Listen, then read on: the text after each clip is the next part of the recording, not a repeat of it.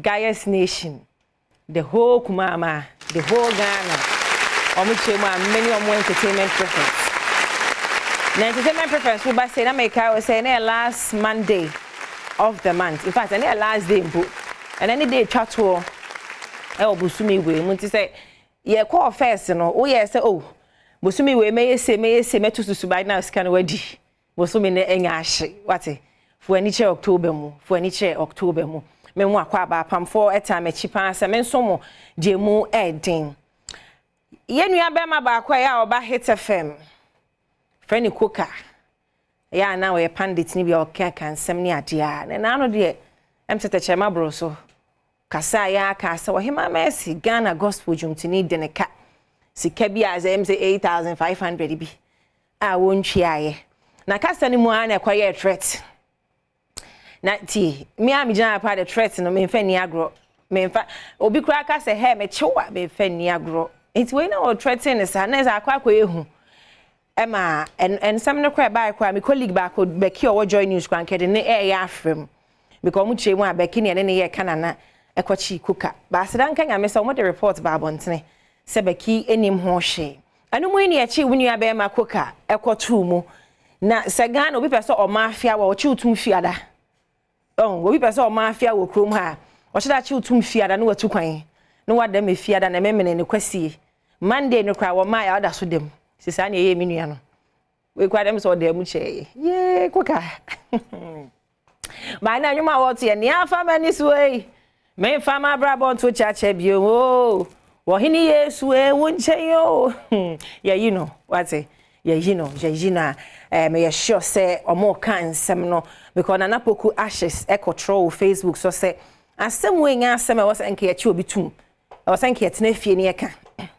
Because same platform no abo hima mercy imprempren bebre same platform hit FM one akuka kwaka asem no na napoku chire mu a eye platform o ma promote on hima mercy even the show tahila ne ade ne na no station no eboa no ntine ni senko wache no mo ka ne fie na mse na ne ya che na wie jeji no afi mo nkoka na yen settle bill no ate bronya na ebe election crowd ayenim se yen threaten sa o ntino what ensem ni bia no na na imede ehuki o this side say mo amobom pae de ode na futu ho de anya ne de ne desi achikoka wa ba fie wate pehire bi bo menua pehire o favorite we be nkunu nkuma twetwa bi memene papara na da bibia be ye fine na wo hema ne team so no sika kro no mo hwe na wontu ho ana mo na mempe police asem kra bi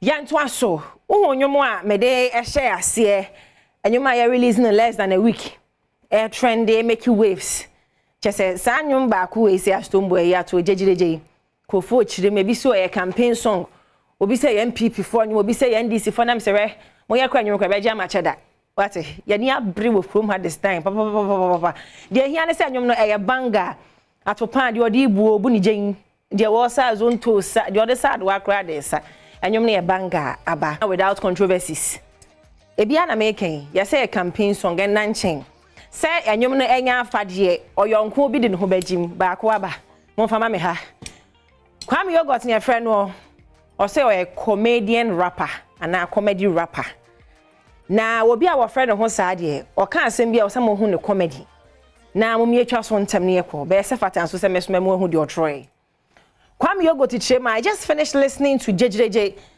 It's a complete Shatawale Mahama Pepper sample. I'm talking to music listeners, not anybody. So what will say di atamaka ho? I will try some no. Oh, side the punchline a chat was say enje. Hey, Kwame. Now where there? Sa can be. Was it? I just finished listening to JJJ. It's a complete Shatawale Mahama Pepper sample.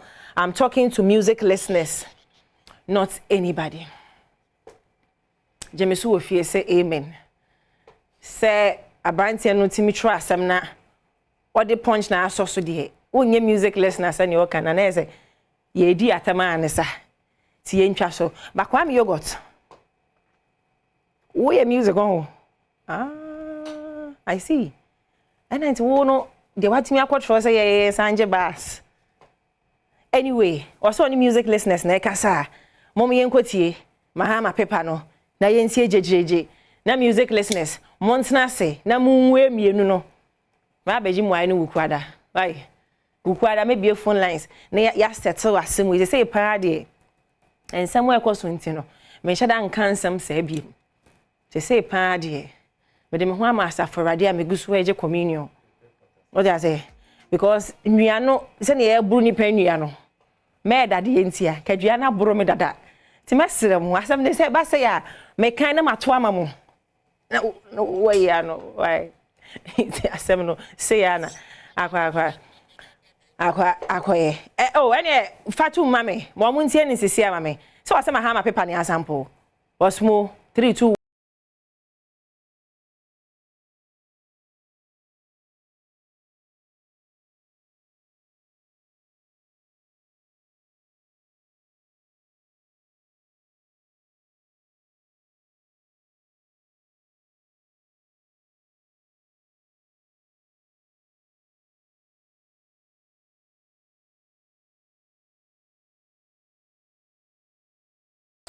abaya bia to fi ye was mo bon sema Ghana celebrities oh mo ya dio oh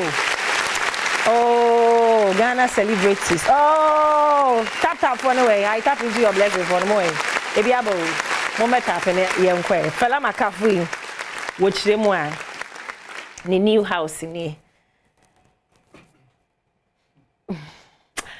obi control comment na say apartment is a rich condos wa hodwonam say woboa we nku ade bra woboa na mo de bibia mbosa mo control bibi oh ya wa ha na ba na se ni fie ni be happy for her in fact was mo sabon sema fela makafu kwando Beyonce oh kwando Beyonce tinya bankan no obi an bankan ye ma no na ba ya na se wa to fie a is it for you ko he bibra tap mon tap ne enko osmo bon semano oh tia mama ka dey ti make I she be straight me ba why na on that note no say lumba na no ti enra na woda e course so e wo Bayview na fade saade na ya moye no krom ha ye nyina ye media ye program na ye media partners there's no obi bebe pam no now her whole guys huh na mo mami ayi o de mami ntwa so ha mami me ka se metoto short no nti de mami ntwa so enra na legend na woda squad kopie mo ho a emu eye de page sane yankofo request ampedu am se to no mento aso na me che say mo bebre mi ska na say minji ska wa ampedu ho na mento aso mamo responsible obi se member voter obi se menkwa na me say nice nigina aye me me boss koka ye be baba ho nyina why I'm the guy queen member wa ha Festus King of Moses Welbeck Kofi Ampedu ya me director Santoa omnyina abo me chidom se men so mo hair logistics GH e Instagram ne TikTok oni na ama me wig ahye na fabrics wholesale GH apamata de na ama me Ghana's entertainment perfect bapon short away chebia me be ma na social ne so ushia mokoma